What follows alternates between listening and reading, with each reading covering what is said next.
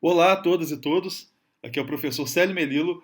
Hoje a gente vai aprender quando uma função é injetora, sobrejetora ou bijetora.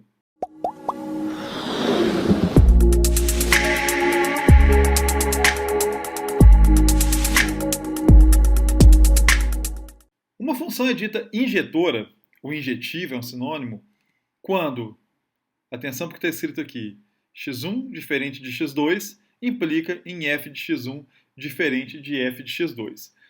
O que isso aqui quer dizer? Dados dois elementos que a gente vai supor que está no domínio dessa função x1 e x2, se eles são diferentes, necessariamente, se a função for injetora, as imagens deles vão ser diferentes. É isso que está escrito aqui, em português bom e claro. Elementos distintos do domínio possuem imagens distintas.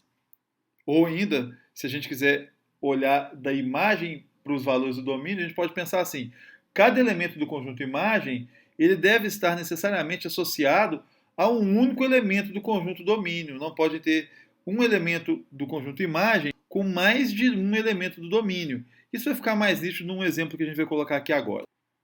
Nele a gente vai trabalhar com uma função cujo domínio e contradomínio estão aí. O conjunto da esquerda é o domínio e o da direita vai ser o contradomínio. E os elementos dessa função estão associados pelas seguintes setas. x1 e x2 estão associados com y1, x3 está associado com y3. Isso é uma função, a gente já sabe classificar como função. Agora, para analisar se ela é uma função injetora ou não, a gente tem que responder a seguinte pergunta. Elementos distintos do domínio possuem imagens distintas? Se você compara o x2 e o x3, eles possuem imagens distintas, porque a do x2 é y1 e a do x3 é y3. Entretanto, se você comparar x1 e x2, a imagem deles é a mesma, que é o y1. Então a resposta para essa pergunta é não. Nem sempre os elementos distintos do domínio garantem imagens distintas.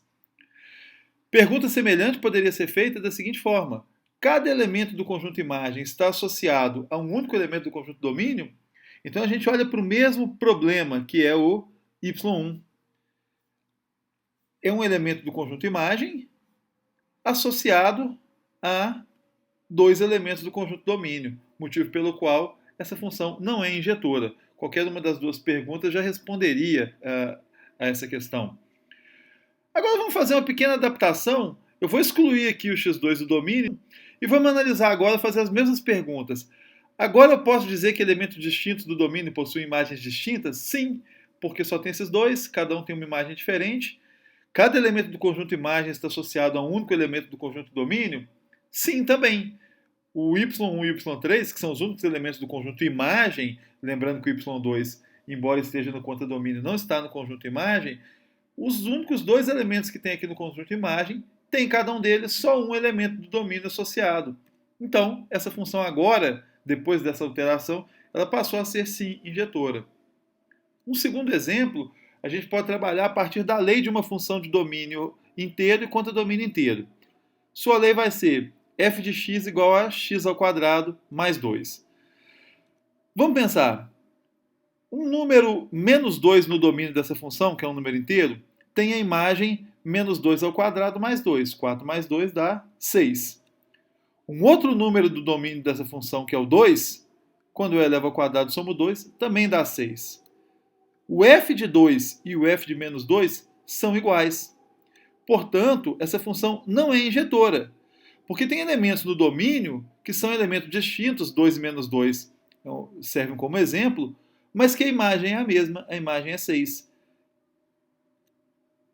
Num terceiro exemplo, a gente vai analisar se uma função é injetora ou não a partir de um olhar para o gráfico dessa função. Tá aí o gráfico dessa função, é a linha verde em cima desse plano cartesiano. E aí eu quero mostrar para vocês essa linha pontilhada, que ela pode servir de referência analisando ponto a ponto da função a relação entre abscissa e ordenada no gráfico. Se a gente traçar essa linha pontilhada azul em várias alturas diferentes da função, seja mais para cima, igual a gente está vendo aí, seja lá para baixo, no meio, a linha pontilhada ela pode cruzar o gráfico verde da função em um ponto, em nenhum ponto, em infinitos pontos. Nessa posição aqui que a gente colocou de referência, ela cruza em 3 pontos o gráfico da função.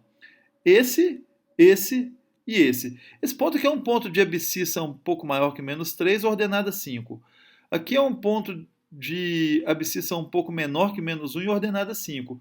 E aqui é um ponto de abscissa quase 1 e ordenada 5 também. O que a gente está percebendo? Que essa função não é injetora, porque tem pontos de diferentes abscissas com a mesma ordenada. Ou seja, valores do domínio diferentes com a mesma imagem. Então não é uma função injetora. Agora, o que seria uma função sobrejetora? Uma função é dita sobrejetora quando... Agora a frase em matemática está até um pouco mais complicada de ler, mas não se assustem que a gente vai traduzir. Se um determinado valor y pertence ao contradomínio de f, implica que existe x pertencente ao domínio de f, tal que y é igual ao f de x. Estranho? Talvez. Vamos traduzir isso para o português. Se y é um elemento do contradomínio da função f, então, existe, esse é o símbolo de existe, algum elemento x pertencente ao domínio da função, tal que esse y que está lá no contradomínio é a imagem do elemento x segundo a função f. Dá para deixar isso numa linguagem mais clara ainda. Todos os elementos do contradomínio estão no conjunto imagem. Quer dizer, se o elemento está lá no contradomínio, ele é a imagem de alguém, ele não está lá à toa. Então a gente pode até traduzir isso de uma forma mais informal ainda. A gente pode dizer o seguinte: uma função é dita sobrejetora quando não sobra elemento no contradomínio, sem correspondente no domínio. O exemplo 4 vai ser justamente para poder mostrar quando uma função pode ser ou não uma função sobrejetora. Se você olhar aqui nessa função construída com essas relações entre elementos, vamos tentar responder perguntas também. Todos os elementos do contradomínio estão no conjunto imagem? O y1 e o y3 estão no conjunto imagem, mas o y2 não está. Ou seja, a resposta para essa pergunta é não. Nem todos os elementos do contradomínio estão no conjunto imagem. Então essa função não é sobrejetora. Uma pergunta equivalente. Sobra elemento no contradomínio sem correspondente no domínio? Sobra. O próprio y2.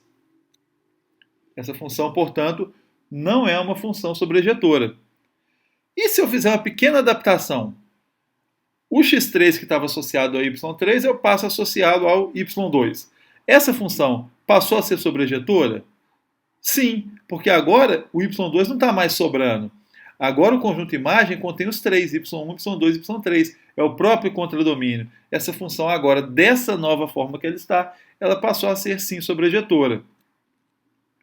Um exemplo de análise sobre uma função ser ou não sobrejetora a partir da lei da função também vai usar uma função de domínio inteiro e contradomínio inteiro. Só que a lei agora vai ser f de x igual a 2x. Vamos pensar aqui. Essa função não é sobrejetora. Isso dispensa grandes cálculos. Numa pequena análise, a gente pode pensar o seguinte. No conjunto Z, que é o contradomínio dessa função, tem números pares e números ímpares. Quando eu pego qualquer valor do domínio da função e calculo a imagem desse valor, 2 vezes qualquer número inteiro, vai resultar em um número par. Ou seja, todos os valores do contradomínio, conjunto dos inteiros, ímpares, vão ficar lá sobrando, eles não vão ser imagem de ninguém. As imagens dessa função serão sempre números pares. Então, o conjunto imagem é o conjunto dos números pares, diferente do contradomínio, que é o conjunto dos números inteiros. Por isso, essa função não é uma função sobrejetora.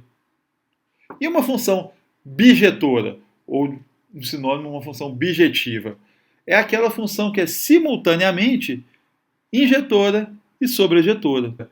Ela apresenta uma correspondência entre elementos do domínio e contradomínio de uma característica que a gente costuma chamar de 1 para 1. É um elemento do domínio para um do contradomínio, ou um do contradomínio para um do domínio.